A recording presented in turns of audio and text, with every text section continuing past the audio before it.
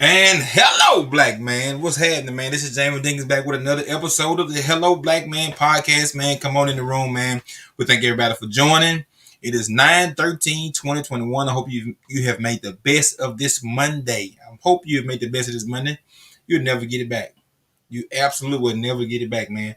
Listen, the NFL was on yesterday. We got our first week of action, of full action. Yeah, I'm a Washington fan. We lost yesterday. We blowed the game. I know it. You ain't got to tell me. But it's a good week when the Cowboys lose. That's how I feel about it. I'm sorry. When the Cowboys lose, it's a good week. It's just a good week to me. That's all I got to say, man. So listen, man, thank y'all for tuning in. If you would, man, give us a like, subscribe, share, tag somebody who just needs to hear something positive today. Tag one person. Let's tag one person that needs to hear something positive today. Any kind of positive reinforcement, we would thank you and we appreciate you.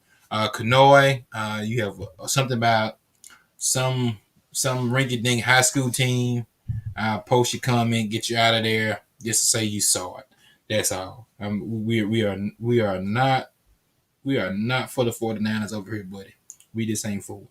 Man, well, listen, man, we appreciate you all for tuning in. Tonight, we have a phenomenal talent on tonight. This guy I went through and checked out a lot of his music, and it's so crazy because we have crossed paths and we have been in the same circles and in the same settings, and then these kind of opportunities kind of allow you to really get to know people, and that's what people are buying. They're buying you. I tell you that all the time. They're buying you. Your product is one thing, but when you are putting your heart and soul into something, like this young man is here, then it's evident. It's evident that this person cares about what they're doing. People know if you care about what you're doing. People know. Like, it doesn't take a rocket scientist to say, hey, they're just doing it to be doing it, or they're doing it for profit, or this person they love what they're doing. And this guy's put a lot of passion, a lot of work, a lot of effort into his craft. And so just a much appreciation for that.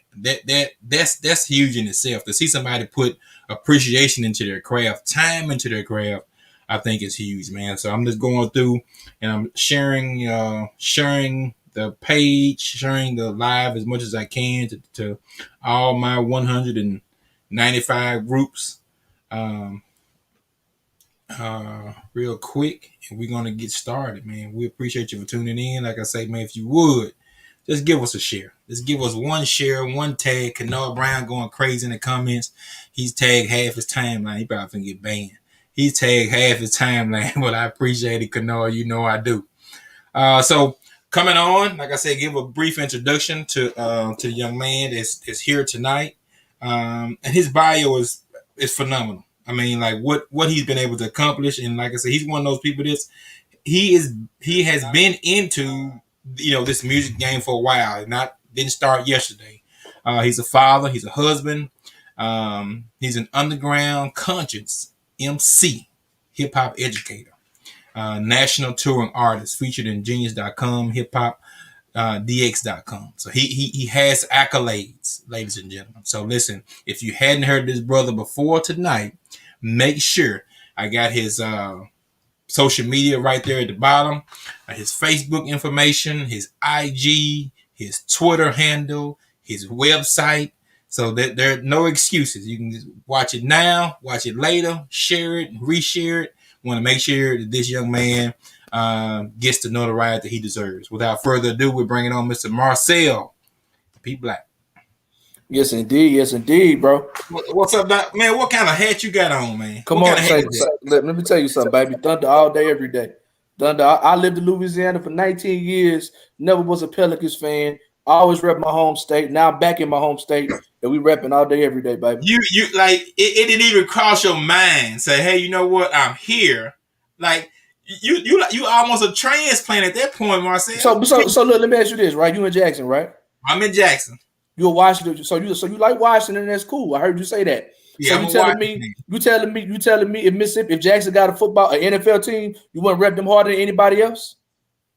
I don't know, man. No, I I'm loyal to the soil, bro. Like I was a anybody who Shaq played for. I love Shaq. It's my all time favorite athlete, and okay. I like the Warriors going back to the Run TMC thing. But in Oh yeah, yeah. 2008, Chris Mullin with, and, with, two, and with yeah, Mitch yeah, Richmond.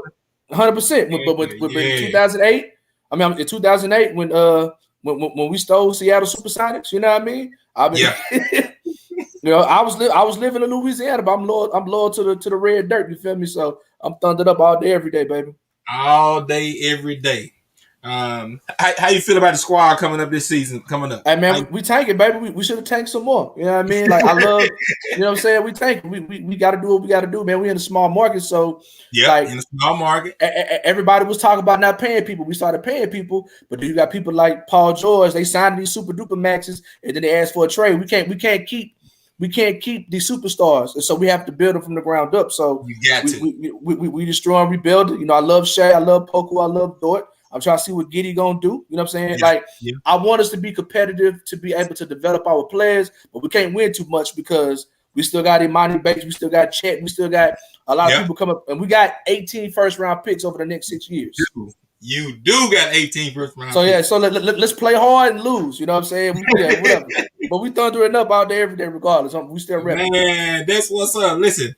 We had a brief conversation. I'm a die-hard New York Knicks fan. Like die-hard. Like. I mean, like I'm with them before Patrick Ewing. Patrick Ewing got there. I threw all the Bulls and Warriors and every other team that was good. The Rockets. So I've done a lot of suffering, man. But you do not like the Knicks. No, no, and you so you know what's funny? Like what you said about the Cowboys, how I feel about the Knicks. When you say it's every day's a good day when the Cowboys lose. Yeah, yeah. And I grew up, I grew up in Southern Oklahoma, so 100 miles north of Dallas. So everybody around me is a Cowboys fan. You know what Oh, I'm I saying? bet. You Oh, know I what I'm saying? bet. So I don't like them either. But the way you feel about them, and I will say this though, just to be even more messy, Trey Young played for the Hawks, but he's from Yeah, Oklahoma. You know what I mean? And I know Trey Young gave y'all boys the blues last year. So yeah. He did. He shout out to did. that boy Trey Young, man. Yeah, I don't know if you saw him wrestling. Man. He came to. I saw, man. You know I saw that mess. Hey, bro. Hey, I was laughing. I said, "Oh yeah, my boy going for it." Man, listen. If you're gonna be the bad guy, be Anything. the bad guy. Be the bad guy if you're gonna do it, bro. I love it. Listen, he's a villain right now. He is the villain of New York. He took. I never thought it would take 20 years for somebody to take Reggie Miller's place. I didn't think it would take that long. And so like he assumed that role and he just wore it. Like he just wearing it. Like, you know what I'm saying? Like he wants that feedback. I hadn't seen it in a while from somebody that likes to taunt with the crowd and stuff like that. Like I like it's it. I been love it. toned down. Oh yeah, I like it for the game. Especially for a young player. Especially for Yeah, a young player, because normally it's the old guys who, but like this dude's second, third year in the league, and he out there, he going for it. Hey, with that said, like I can admit this, as much as I want the Knicks to lose, when the Knicks are competitive, it's always better. You know it's what I'm better for saying? the league. Because Yeah, it's yeah, better. You know what I'm saying? So I'm looking forward to like, of course I don't want them to win any championship. Let them get that. I'll allow them, I let them be a was it a playing tournament team? You know what I'm saying? yeah. Like whatever. Ninth seed, But 19th yeah, seed. yeah, night 10 seed or whatever. But it's always more competitive when they're competitive. So Yeah. all It's is the well, same way. bro. It's the same way with the Cowboys. It's the same way with the Yankees, the Cowboys. Like certain teams, if they're good, the league can brand itself better, and they're gonna have the big matchups. And you want your team playing against that team on Monday Night Football, Thursday Night Football. You know what I'm saying? The same way with basketball. Christmas Day. You want your team playing on Christmas Day, even if it's against that team, to have a chance to win. I agree with you totally on that, man. I agree with you Right. totally on that. Man, listen, man, I appreciate you coming on for the podcast tonight. Like I said, I got your information scrolling at the bottom. Facebook page, your IG, your Twitter, your website. I've done a brief introduction, man, but if you would, just tell the viewers who you are and tell them what you do. Yes, it did. My name is Marcel P. Black. I'm a father, husband. I'm a hip hop educator. I'm originally from South Louis. I'm sorry, Southern Oklahoma. When I graduated high school, I went to college at Southern University, the coldest school in the SWAC. You know what I mean? I'm being messy. You know what I mean? the coldest school in the swag with the best band in the land. You know what I'm saying? Go Oh my Jags, God, this go dude Jags, go killed me jukebox. today. You know what I'm saying? Go jukebox or whatever. And I went there. I lived there for almost. I'm lived there for about 19 years. I just recently back in May. It was actually literally the weekend of the 100-year centennial celebration of the Tulsa Race Massacre. I moved back to Tulsa that weekend, and so Got it. now I'm up here. Did some hip hop education stuff this summer. I'm an educator. Pre-pandemic, I was a pretty successful independent national touring artist. Recording, putting on for my city, facilitator, mentor, one man record label, one man booking agent, one man everything. You know what I'm saying? Like Call I you. was, They I'll just be man. call you. I started off doing quote unquote well, not quote unquote. I was doing boom bap underground conscious hip hop in the early 2000s when like jig music was just starting off. You know what I'm saying? Yeah. Like before Boosie, like the concentration camp era. You know what I'm saying? And so I fought for the culture of hip hop as much as I possibly could and was able to build a pretty reputable hip underground hip hop community before I left. That's you know what I'm saying that's still standing or whatever. So just been blessed to do a whole lot of dope things with the culture that I love. Man, listen, I've had the opportunity to go through some of your catalog. It's pretty extensive. This is what I could get. This is what I could get hold to, and it is as positive and as diverse as you would want to put your ears to. And it's literally something that you could turn on and just leave on. You know, like some people, you like it's like they have a style that it gets monotone. You know what I'm talking about? Like you can hear it and not hear it, and you be okay with it. Because it's the same sound over and over. But I went through probably your first 10 sounds, and a couple of them I didn't know it was you because it was so different. Because the delivery was so different, the music was so different. I'm like, how YouTube will play something and go to something else. I'm like, oh, it got to be something else. This got to be a whole nother person. Like, oh no, this is the same guy. So man, your delivery and your overall your message is positive. You know what I'm saying? A lot of stuff about the kids and the community. You don't get that. Is it because it's not popular? Is it because it's not true? Or you don't think a lot of artists know how to? I don't know. They don't know how to speak their language. Like what makes it so unique? What you're doing? So first of all, I'm kind of pedantic. So if I get to talking too long, just cut me off because I don't do well giving short answers. So first and Okay. foremost, I wanna say I appreciate you because I am unabashedly a conscious hip hop artist, right? But so many people put conscious hip hop in the box. So everything I'm going to do is going to be based around Black empowerment, right? You Yeah. know what I'm saying? Like even if I'm not so much talk about the Black plight, I'm never going to say anything that is negative towards Black folks. And everything is based on freedom. If we talking about for my love of wearing polo, and we talking about me rap about going to the strip club, if we talking about whatever, you know what I'm saying? Like Yeah. I'm always about Black empowerment, Black freedom, and I'm anti-white supremacist. So and a lot of people, because I'm decidedly going to keep my politics at a particular level. Like you're right, I rap over a whole lot of different beats. I got trap stuff, I got country rap tunes, I got boom bap stuff. Yeah. In my heart, I'm a backpacker. You know what I'm Yeah. saying? Like I'm a backpacker at heart, but I'm also Southern and country as they come. You know what I'm saying? I grew up in Southern Oklahoma and I lived in Louisiana for almost 20 years. You feel me? So, I love hip hop, right? So I appreciate that. To answer your question, as far as like walking there, is it more music in the message? I guess the nerd answer is that the first form of pop music in America um, is derived from the first form of Black music in America, which is gospel music that came on the plantations. So the Yeah. first form of American-born music. You know what I'm saying? Like we ain't talking about what came from, what I'm saying, Spain or Italy. We're not talking about what came from, From what the this, Queen of you just England. find this soul. We talk about on the soil of the soil that was born, music that was born and raised was enslaved Africans trying to get free. Where you from in Mississippi? You know what I'm saying? So these songs were spiritual and they were songs of freedom and they were powerful, right? So Mm-hmm. the first form of pop music was white people mocking African people in the form of minstrel shows. The first form of pop culture, rather. So like if you were poor, what they call crackers, you know what I'm saying? Like the poor white people on that just they was almost bad off as somebody with nowhere near as bad off as enslaved Africans, but you know, the indigenous whatever, but people who was poor and couldn't own slaves, but they still worked for master too. They couldn't afford to go to the operas and go listen to the Mozart type music, right? And the people who were, you know, at those operas and listening to Mozart, they was too bougie to come down to the barns where the white people was with the slaves and, you know, doing the banjo playing music. You know what I mean? So, but the first form of American popular music was minstrel shows, where white people put on blackface and perform like these derogatory caricatures of African people, talented African people.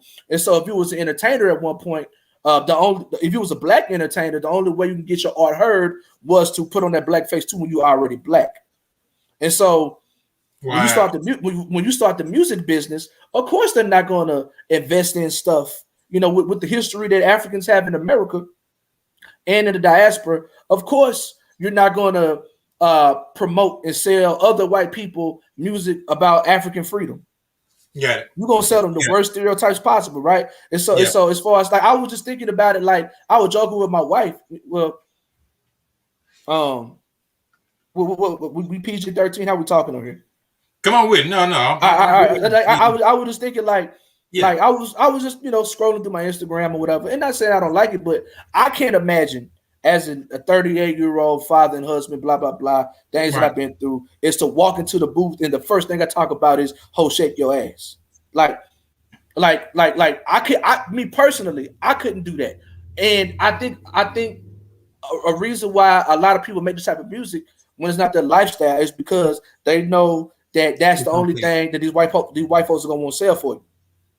And so like we are the originators of this freedom music, you know what I'm saying? And it comes out of pain and struggle and tells our plight or what have you. So the reason to answer your question, the reason why is because there's a long history of white capitalists selling black degradation, and it pays a whole lot more money than it does speaking for freedom. Wow.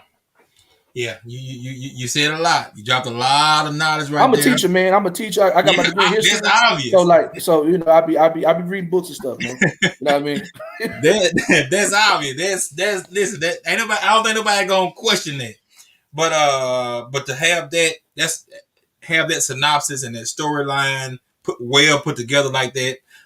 Definitely, if you didn't catch it on the initial, make sure you go back and listen to what the brother's saying.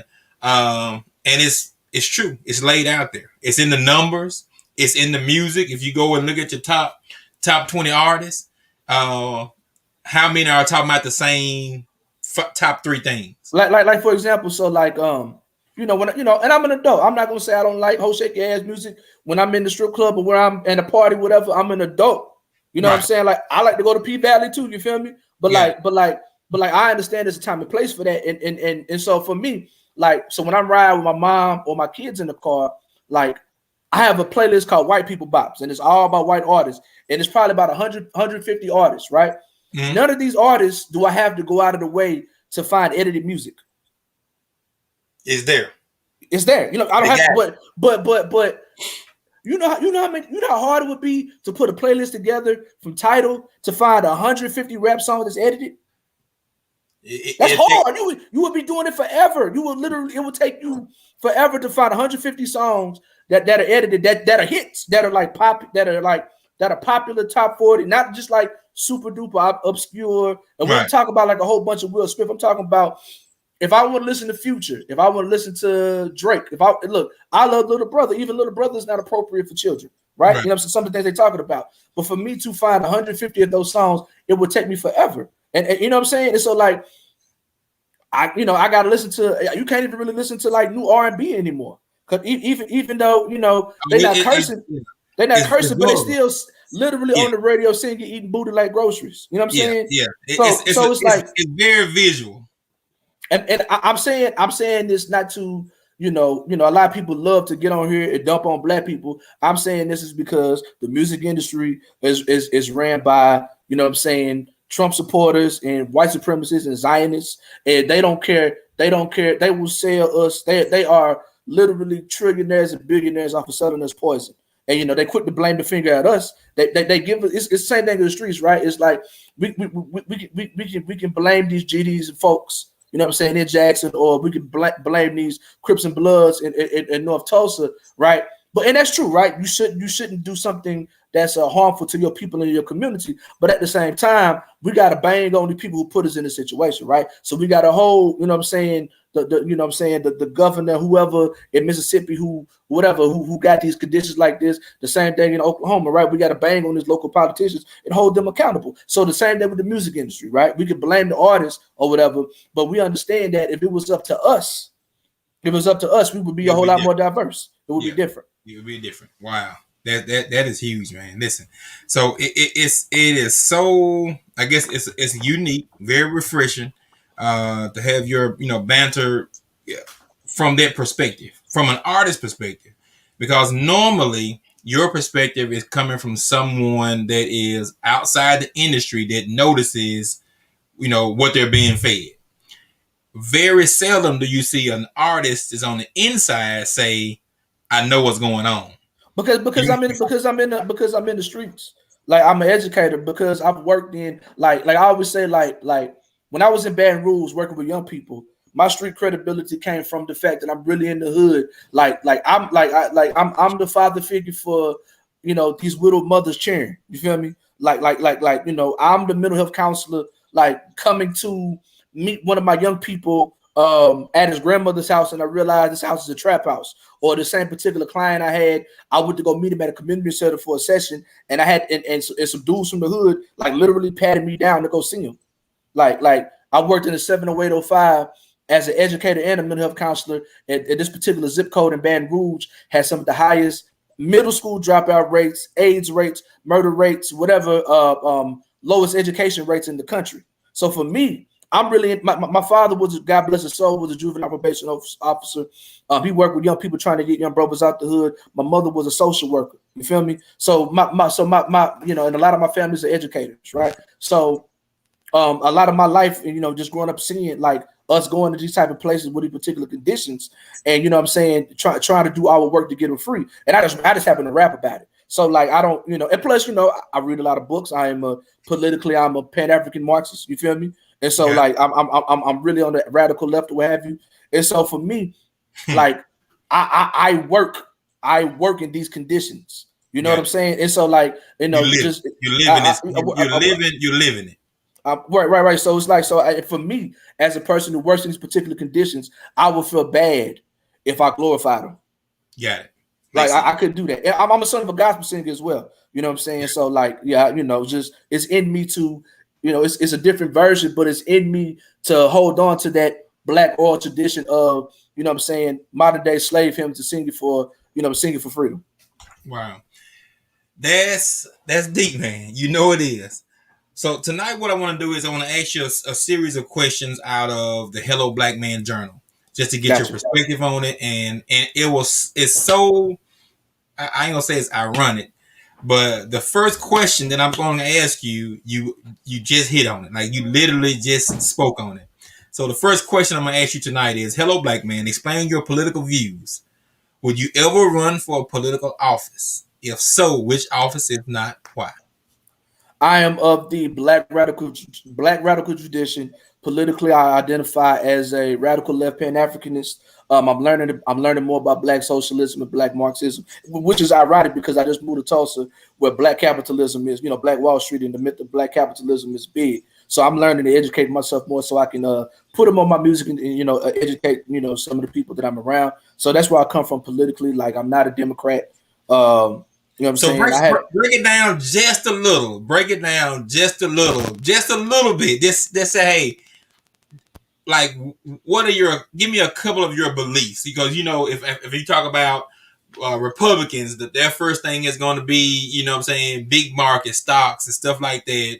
Democrat is going to be programs and stuff like that to give back to who they see fit to. Everybody has some agenda. No matter what you believe, there's an agenda for you to follow or to understand, have a better understanding. So Tell them again exactly your your following and what it means, and it's kind of what it means to you. As a Pan African, I am for 100% liberation of all African people across the globe and everybody we intersect with. We are white supremacy. We are anti-capitalist. We're anti-imperialist. You know what I'm saying? We believe that we believe that the answer for oppressed people comes together under scientific socialism or what have you. You know what I'm saying? Which is as opposed to which okay, how can I say it? Let's say I live in a village, right? Yeah. And it's 10 of us who live in the village. And our job is to go catch fish, right? To Mm-hmm. feed the whole village. Let's say we all go out and I catch 100 fish. Everybody else, they're not able to get nothing. If I was a capitalist, I would raise the price on this fish and make you scratch and scrape and rob Peter to pay Paul just to get one fish, right? Mm-hmm. As a socialist, after my family is fed, I will redistribute the wealth to make sure everybody's taken care of. So nobody's hungry. So nobody's homeless, nobody's starving, right? And so as a socialist, we believe in the power of the working man. And so the people who do the hard work should make the decisions how the wealth is redistributed, as opposed to somebody who's not in the trenches, not in the struggle, who's not, you know what I'm saying? And so a lot of people, you know, my all-time favorite rapper is Jay-Z, right? But if people see Jay-Z as a sign of wealth, but you know what I mean? Like, what people don't understand is, like, Jay-Z gentrified his own neighborhood. You know, he was used as a pawn and a puppet with the whole Barclays situation. You know what I mean? And so, like, so all I have to say is a rich black person, wealthy person, being the first black person doesn't mean anything if they're not doing the work to redistribute the wealth amongst other people. You understand what I'm saying? So I'm not saying don't be an entrepreneur. I'm not saying be an independent business owner. I'm not saying support black. What I'm saying is, just think if all the Walmarts in the world were ran by the workers as opposed to the Waltons, who were super duper duper duper multi-billionaires, while, you know what I'm saying, a Walmart cashier can't afford to take off a day of work. You know what I mean? Or they're gonna be homeless. Yeah. So we believe that African people should come together under the policies, under the belief of scientific socialism. You know what I'm saying? You know, and so in Pan-African, you know what I'm saying, everybody who comes from the African diaspora, regardless if you were African in Germany, if you were African in Malaysia, if you were African in Palestine. You understand what I'm saying? You know, so we rocking with everybody, and we understanding that there's more white people, European people are the minority in the world, but it's the system of imperialism and capitalism is what keeps them in power. So for us, it doesn't make sense. We're not going to overthrow that system by doing the exact same thing, especially if the things that we do are just as harmful to our people. You know what I'm saying? And so we believe we can't be part of the problem. We can't be part of the problem. We gotta do something different. So we believe in you gotta do something different. Yeah. We believe in intersecting. Just because we Pan African, you know, we will intersect with anybody fighting against, you know, imperialism and white supremacy.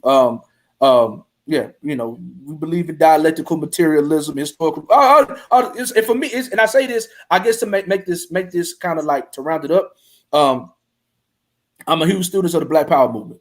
Yeah. Specifically, Chairman, the late great Chairman Fred Hampton. You know what I'm saying? The Black Panthers. Long live Stokely Carmichael, aka Kwame Ture.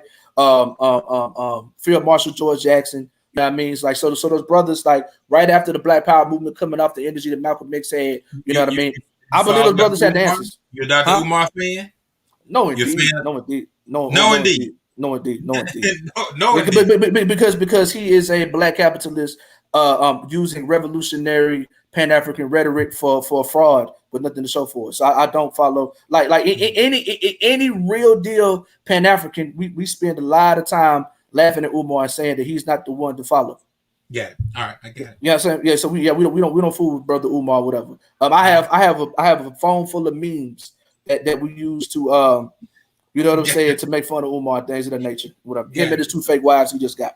I saw it. You know I saw it. So listen, right. Even though we started in the Hello Black Man, you are an entrepreneur, and I think you do a lot of entrepreneur Mm, things. So I'm mm, gonna switch. mm, I'm gonna switch gears real quick, and I want to ask you one question out of the Hello Black Entrepreneur Journal. The number 10 in the journal says, "Hello Black Entrepreneur, describe in detail your greatest inspiration to pursue your business goals." My father was an independent musician. God bless his soul. I would watch him wake up and he'll be inspired. He'll write some scribble scratch down on a notepad, and then he'll pick up his guitar at the end of the bed and start playing. And then he would go into our den slash our garage, converted into a den, converted into a studio, and he would record this music. And then he would go to different churches and different stadiums, not stadiums, different churches and different what am I trying to say? Community centers. He would sing this music or what have you, and then he would press up his own tapes. He would press up his own CDs, and as a motivation for me to like kind of work his merch table, for every CD that was $5, no, for every CD that was $7, he would give me $4 off of it, and every tape that was $7, he would give me $4 off of it, and every CD that was $10, he'd give me like $6 or $7 off of it. And so I saw how I saw how he kind of like handled his money, kind of promoted his music. You know what I'm saying? Mm-hmm. I remember there was like different Bible bookstores in my hometown, and so like when he went to go, sell his tapes on consignment and re up with the money, things of that nature, he would Mm-hmm. give me the briefcase. So I go in there with a briefcase full of tapes, and I would come out with a briefcase full of money, like you know what I'm saying, like I'm Diddy or something. Um, he was a self motivator in terms of like he never had a booking agent. You know what I'm saying? So he would like book pretty much all of his singing engagements and things of that nature. And so just watching my pops like create art that Yeah. he believed in, and making sure that the business was intact as well without ever selling his soul. That's the foundation of everything that I am as a man. Let me ask you this right here. You talked about one specific thing that you did that, as far as the cuts you were getting from the sales of the tapes and the sales of the CDs. But one instance you said that when you go into these centers or these I guess music places, you would have the briefcase. You would have the briefcase.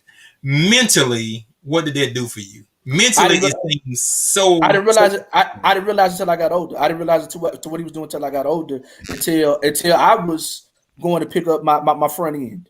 You know what I'm saying? Or just knowing how to go, knowing how to go into these rooms, and you go in there. You meet them at the register. You go to the back office. You discuss the terms, and you Mhm. walk out with the money. Like knowing how to negotiate and knowing how to hold people to the prices, knowing how to do the math on stuff. Right? Okay, so if if yeah, I'm just doing this off the fly. It's like, okay, I'm giving him 20 cassette tapes. It costs me $4 to make them. I need to sell them for this amount to cover my overhead and get a profit. You know what I'm saying? So like, Right. and then my pops, he never was a super duper music industry person, but like he knew every single, like he was real grassroots. And he knew every single cost effective way to protect his music. So he showed me the old school poor man's copyright. And so when you get a new album, you know what I'm saying, you put it in a manila envelope, you type out a piece of paper without a track listing, and then you mail it to yourself. Right? You mail it to yourself and you don't open it. So if somebody try to steal your music or whatever, but hey, I have the copy. This is called the poor man's copyright. You know what I'm saying? And so like, so this made me, I'm like, this is cool, but this gonna make me work around it. So Yeah. this made me look up real copyrights and real trademarks and real Right. It's a publishing. stepping stone. A real You know stepping what I'm saying? stone. So, yeah, so it was just things like that I didn't realize what he was teaching me, when Right. I was 11, 12 years old until I was in Wow. my 30s. And now I'm his age doing the art that I love the same age he was. You know what I'm saying? So yeah, it was a powerful, powerful lesson. And it's like, and I toured a whole lot before the pandemic, but I don't know how to like one of the hardest things during the pandemic is not being on the stage. You know what I'm Yeah. saying? Because or not, live music has been everything growing up in the church. And like I said, like my pops, every other weekend, we live in Southern Oklahoma. We going to Texas, we going to Missouri, we going to Arkansas, we going to Kansas, we going to all these different places when he was Moving. singing. So, Moving. so man, like that was one of the hardest things about one of the several hard things about the pandemic was, I was averaging performing in like 25 to 28 states a year before the pandemic. You know what I'm saying? Like the Is there 2000. something you would? Is there something you would do in the next year, the next 2 years? Like, what's Hell your yeah, travel? if I can, bro. The industry is so different now, man. With the pandemic, it's so different, And It you changed know, it overnight. It literally changed it yeah, overnight. like you know, I'm old enough, so I just turned 38 2 days ago, right? So I'm a little older. My kids Yeah. are older. We're in a new city or whatever. The job I had pre-pandemic, at one point I was a full-time touring artist until the pandemic hit. But I was a mental health counselor. It was real flexible, and I maybe only had to go to the office maybe once, maybe twice a week. So like I could work from home and still meet all my clients' needs. So like, man, look, I might see my clients on Monday or Tuesday, and they catch a flight to New Hampshire on Wednesday and be gone until Sunday and then come right back again. And so that allowed me to do a whole lot of touring. You know what Yeah. I'm saying? I want to say in the year 2019, I took like, I want to say like 12 round trip flights, you know what I'm saying, with rap stuff. And I ended up performing in 30 different states. And I want to say it might have been like 50 cities in 30 different states. You know what I mean? And so it like with 80 shows overall. And so that's what I was doing. You know what I mean? So like it was a big lifestyle change for me on top of everything else. Like I would love to tour like I used to do, but you know, I'm pro vax and I'm pro wearing masks. And so like That is that's odd. That's odd now. That's I guess to me that's odd because I guess what you call it what you call it, like when you prejudge somebody what you prejudice call or would it be prejudice or whatever? the stereotype, like a stereotype. Mhm. So for me, when you say you are, from your religion and your background, I would think you would be anti-vax. That's just what I would think. Don't worry. I believe science. I trust science, man. I trust. Look, This so is there what was I would think. Like when you say that, I'm like, wait a minute, no, man. no. I trust science. Like there are and I was already as soon as it happened because I was a teacher. So as soon as I was teaching last year, so as soon as teachers were some of the first people that was able to get the vax, me and my wife got it ASAP or whatever. Boom, boom. We got ASAP, and I'm gonna get that booster too. But Oh yeah, yeah, so yeah. I was already pro vax whatever, and I didn't see that. I didn't see that coming there now. so there was a panel on this channel that I'm saying Black Power Media. It is put together by a bunch of Pan African left radicals by myself, and they had a panel with black and brown doctors from all over the country. You know what I'm saying? Who are like really infectious disease doctors and really in the ICUs, and the majority of the people dying are unvaxxed. You know what I'm saying?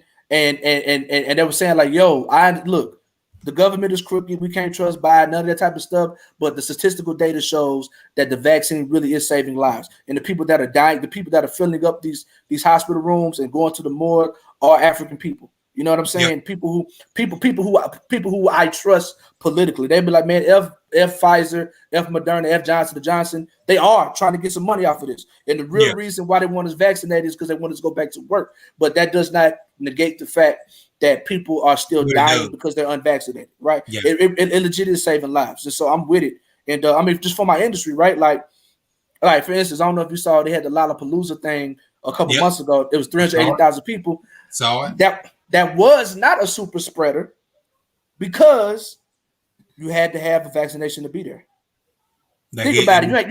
You ain't heard nothing about this big outbreak from being there nope, you have because not. people was masked up and vaxxed up or whatever. So with my industry, like I'm only really accepting shows that are either outside Makes sense. you know what I'm saying. And so Right. with that said, that kind of changes the way I can tour right now. So and plus, I'm a teacher's apprentice at a school, and so I'm not as flexible as I once was, but I'm be doing Got it. some weekend shows and things of that nature as well. I got you. So listen, my next question is kind of odd. I ain't gonna say it's kind of odd, but it's really intriguing to me just based on who you are. And I hand picked this question out for you. It says it's question 27. It says, "Hello, black man. Contact someone you hadn't heard from in a while. Write down how the conversation went. Explain how it felt to reconnect or to pick up where you left off. Who would that one person be, or someone you hadn't had that I guess that good reputation of conversation with? Who do you feel like you would need to reconnect with that you haven't? And that'll be my challenge to you also. It says, "Hello, black man. Contact someone you haven't heard from in a while. Write down how the conversation went. Explain how it felt to reconnect or to pick up where you left off. Who hadn't you talked to, and why?" Are you naming somebody who I might have had some bad words with, or Well, somebody who I ain't talked to in a minute? Period. either one would be a great answer.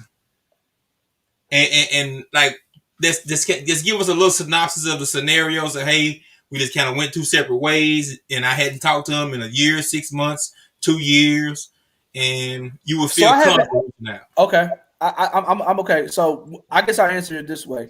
I have not heard from my roommate, who's my freshman year in college. Mm-hmm. Since I haven't seen him since my freshman year, and we might have spoke maybe once or twice afterwards. He was from Grand Rapids, Michigan, Mm-hmm. and he was my roommate at Southern, and he hated the South. He hated it. You know what I'm saying?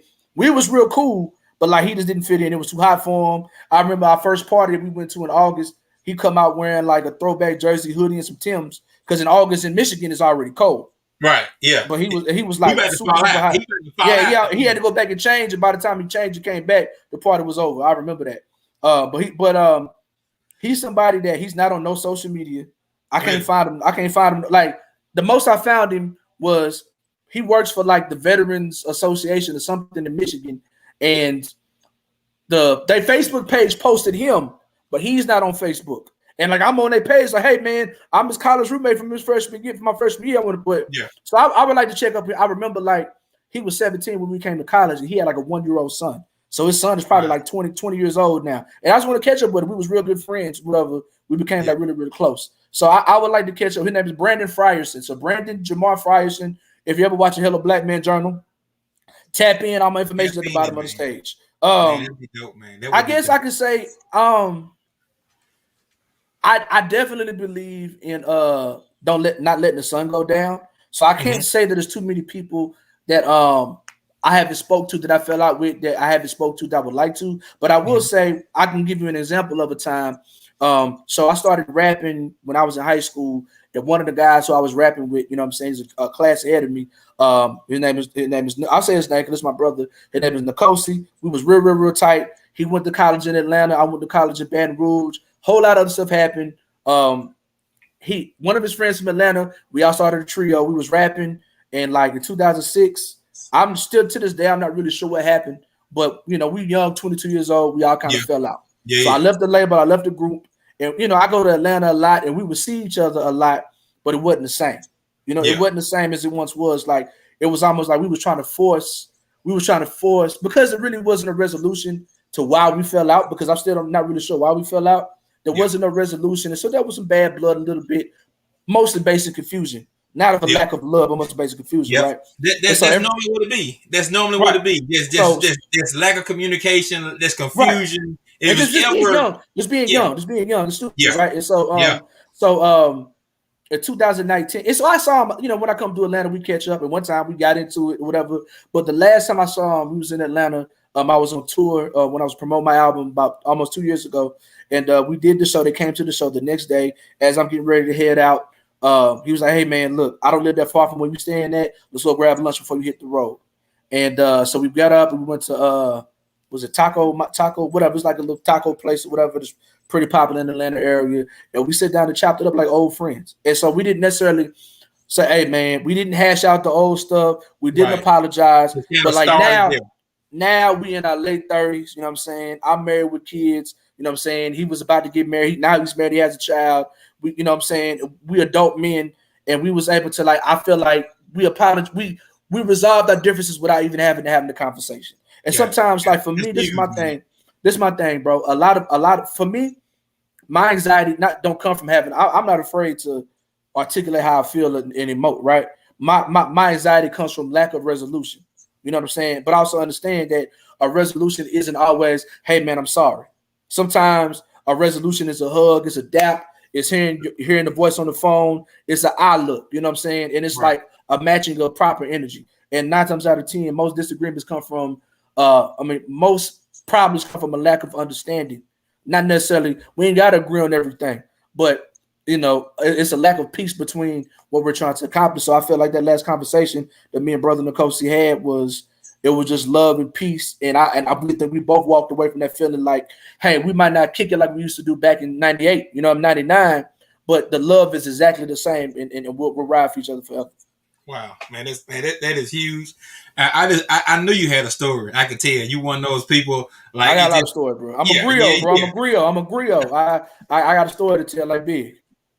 Man, that is what's up, man. Listen, I'm gonna pause right here for a moment. We'll take a brief commercial break, and we'll be right back.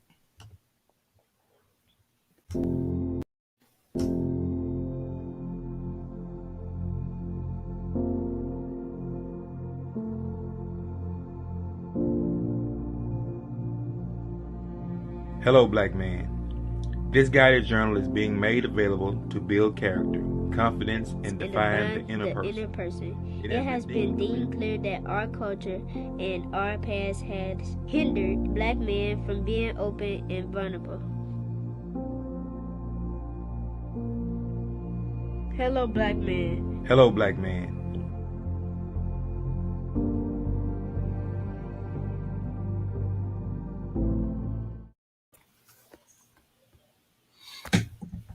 Yes, sir. So let's see. We're gonna switch gears here real quick. Boom.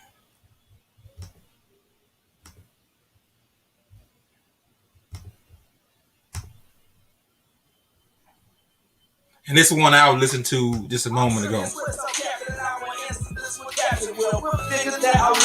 But I got it, that's what matters. I never thought that when I hollered that I have a look. I shot my shot for 40 feet like Game Miller over PG and OKC, and it was a game winner. I ain't gon' act like it be perfect every day with her, but it's a blessing that I share the same name with her. She's my lady, my lover, the mother of my children. She saved me when I was struggling and didn't have no shit. So rock, rock, rock, rock, rock, rock, rock. Keep me on top, top, top, top, top, top, top.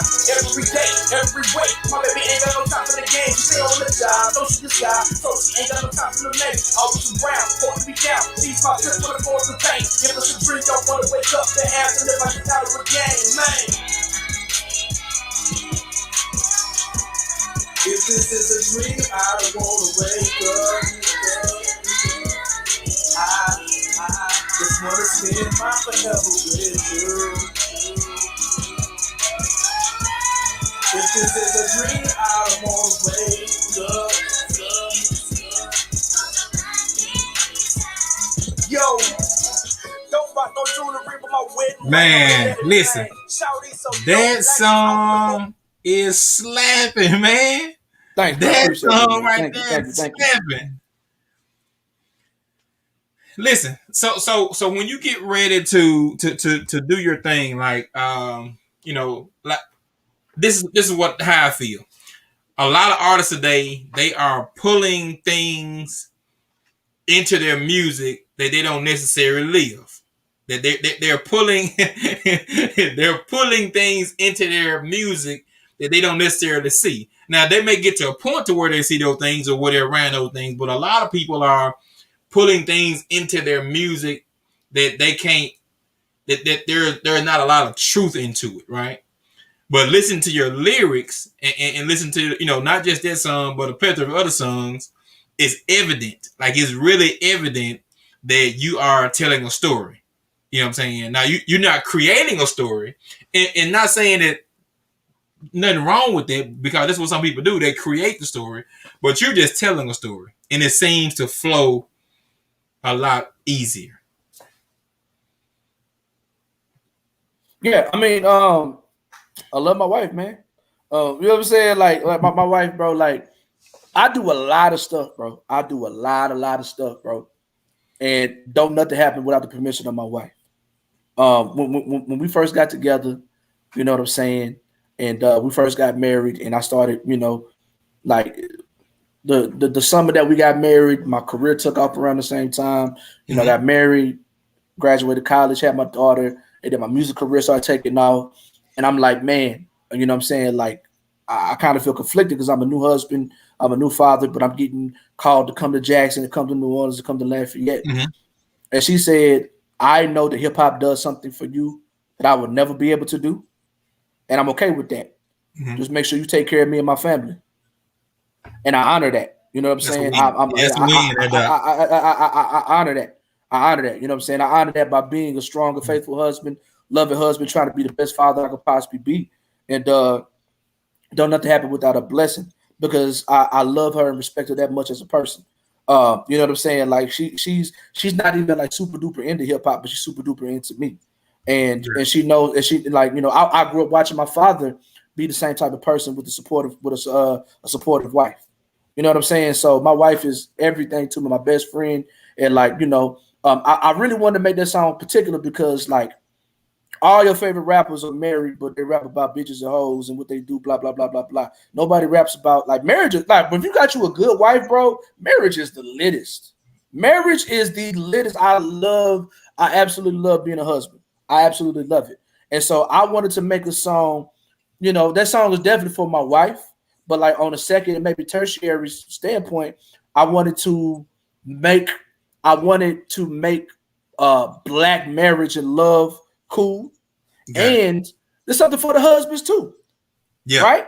Yeah. Something that be like, you know what my wife is. And I ain't talking about, we ain't talking about Jay-Z, Beyonce, right? We ain't talking about that. We talking about you work as a garbage man and your wife work at the call center. But y'all have the best time ever. You have a great, beautiful family, a Yeah, great, you beautiful can do home. it. You know what I'm saying? It ain't got to be the, you know, no first lady type stuff, right? You know what I'm Yeah. saying? So like just the average everyday, I'm a proletariat, you know what I mean? And I know so many black men who love their wives. You know what I'm saying? J. Cole is married, but you'll never hear him talk about being married. You know what I mean? Like Snoop was legit pimping while he was married. You know what I'm saying? Like you know what I mean? But you hear him talk about pimping all the time to this day. But Yeah, you do. you very rarely hear these people talk about their wives and things of nature. So I mean, the most important person in this world to me, you know, the least I can do is give her a song. Man, that's what's up, man. Listen, like I said, I listen to a lot of songs. That song out there, the lyrics and the melody, that's the tone, the delivery. I just thought it was fire, man. Listen, we're wrapping up on time. What's next for Marcel P. Black? What's next for you? Like I said, we got your information there. What you got coming up? Your last shout out to the people, how to contact you, and what you got coming up. Tomorrow. So it's a perfect segue from playing Dreaming. That's the second single off my album that drops tomorrow. That drops tomorrow, September 14th. MarcelPBlack.bandcamp.com. Just floating across the stream as you watching. Everything I Love, man. Everything I Love is my fifth album. It's project number 16 since 2008. I ain't gonna say it's my best album because it ain't came out yet, but I love it. It's personal. Long story short, it is about grieving during the pandemic. It is inspired by the death of my father and everything I kind of went through, the mood swings and the highs and the highs and lows that I went through in 2020. You know what I'm saying? With the like, my pops died like literally the weekend before everything shut down with the pandemic. So trying to reconcile losing my career as a touring artist and as an educator and losing my father at the same time. So that's what the album is about. It's extremely personal. You know what I'm saying? It's scrolling again. MarcelPBlack.bandcamp.com. Everything I Love. MarcelPBlack.bandcamp.com. Go scoop it. If you still like, you know, if you old school like me and you like CDs, I got CDs, you know what I mean? I ship them out to you, you feel me? We coming with hoodies, we coming with masks, we coming with dad hats, you know what I'm saying? We coming with all types of merchandise, dominoes, weed trays, if that's your vice, all that type of stuff, you feel me? So yeah, everything. You know what I'm saying? Instagram, Marcel P. Black. Twitter, Marcel P. Black. Facebook, MarcelPBlack. I'm out here.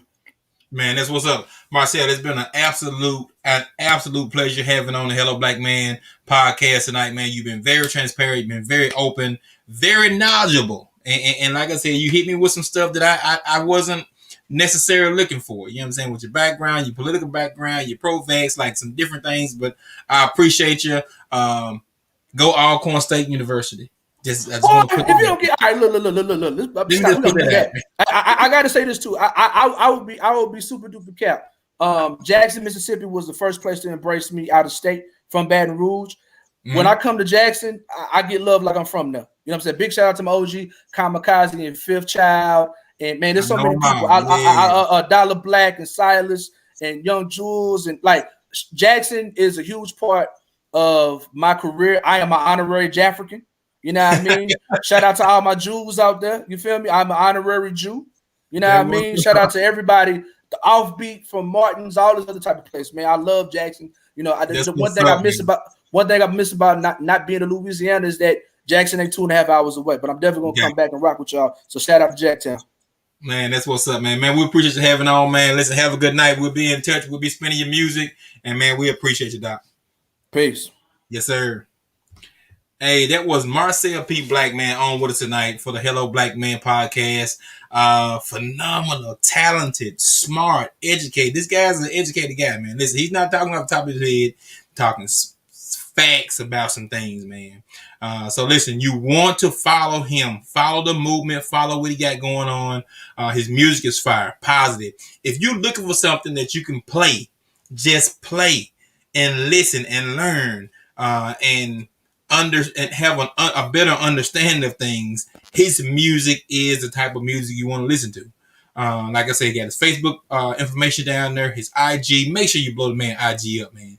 Anybody that hit this podcast on my page, the YouTube page, the Facebook page, follow the man on Instagram, man, so you can figure out what he has going on, so you can be indoctrinated to things that he is putting out there.